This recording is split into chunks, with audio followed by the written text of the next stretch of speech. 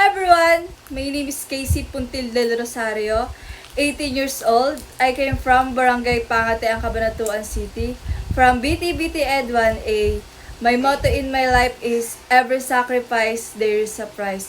My specialization is playing volleyball, Ganda ka naman din na. ayoko na, servant of God,